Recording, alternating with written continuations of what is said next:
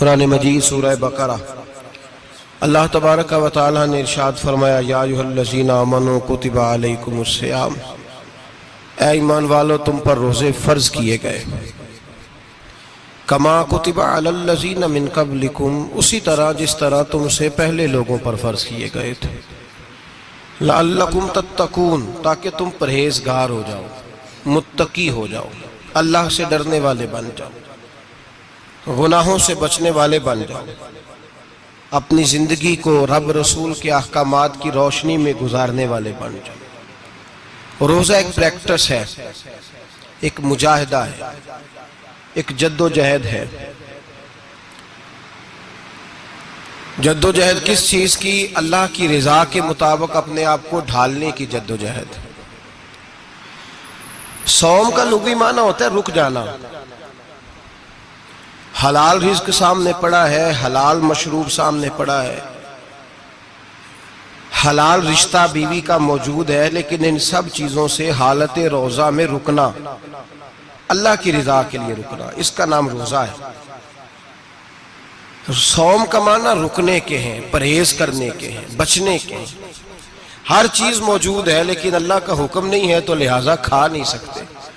تو رب فرماتے جب جائز چیز ہے تو میری مرضی کے بغیر میرے حکم کے نہیں کھا سکتا، تو نے رکنا ہے تو حرام کیسے کھا لیتا ہے؟ اب جائز چیز کے لیے تجھے حکم ہے، میں کہوں تو کھائے گا، میں کہوں تو نہیں کھائے گا۔ میں نے حکم دے دیا جائز ہے، روٹی ہے، کھانا ہے، گوشت ہے، تیری فریج میں پڑا سارا کچھ، تو با اختیار ہے، منہ میں دانت بھی ہیں، ہضم کرنے کو ہاضمہ بھی ہے، بھوک کی شدت بھی ہے، پر میری اجازت کے بغیر تو کھا سکتا۔ روزہ رکھ لیا، اب تجھے حکم نہیں کہ تو کھائے۔ جب جائز چیز میری مرضی کے بغیر نہیں کھا سکتا تو ناجائز کیسے کھائے گا؟ میرے نبی پاک علیہ الصلوۃ والسلام نے اپنے خوبصورت الفاظ کے اندر اس مفہوم کو بیان فرمایا۔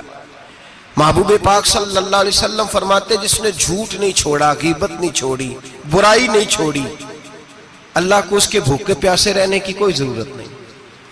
وہ کاہے کا رکا ہے؟ جب کوئی کام تو اس نے اللہ کی رضا والا کیا نہیں۔ روزہ رکھ کے دغا کر رہا ہے، روزہ رکھ کے جھوٹ بول رہا ہے، روزہ رکھ کے کم ماپ رہا ہے، تول رہا ہے، دھوکہ دے رہا ہے، رشوت لے رہا ہے، فراڈ کر رہا ہے، حرام کا مال کٹھا کر کے کہتا ہے اس میں سے چلو 10 دیگیں بھی پکا دیں گے۔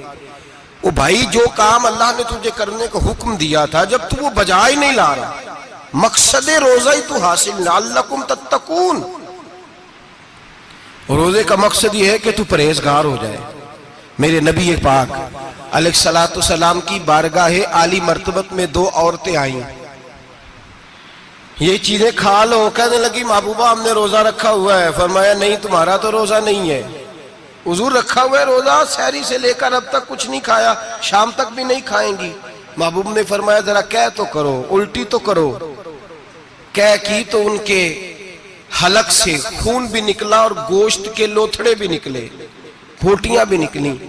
نبی پاک نے فرمایا وہاں بیٹھ کے تم نے اپنے جاننے والوں کی غیبت نہیں کی، چغلی نہیں کھائی؟ خاموش ہو گئیں، گردنیں جھک گئیں۔ نبی پاک نے فرمایا تم نے قرآن نہیں پڑھا کہ جو اپنے بھائی کی غیبت کرتا ہے وہ مردہ بھائی کا گوشت کھاتا ہے؟ تو گوشت کھا کے بھی تمہارا روزہ رہ گیا ہے۔ کس طرح کا روزہ ہے کہ صاحب روزہ رکھ کے نہ رکھنے والوں پہ تنقید کر رہے ہیں؟ تراویحاں پڑھ کے نکلے ہیں تو کہتے ہیں میں اکیلا ہی نیک ہوں، باقی تو محلے میں کوئی پڑھتا ہی نہیں۔ یہ کیسا تیرا روزہ ہے کہ تو روزہ رکھ کے تو اس کے مقصد کو نہیں سمجھا؟ لعلکم تتقون۔ روزہ دار تو وہ ہے کہ روزہ رکھا ہوا ہے، کھانے بھی سے رکا ہے، پینے سے بھی رکا ہے، عمل زوجیہ سے بھی رکا ہے، پھر وہ جھوٹ سے بھی رکے، غیبت سے بھی رکے، بدنگاہی سے بھی رکے، حرام خواری سے بھی رکے، رکے ساری چیزوں سے۔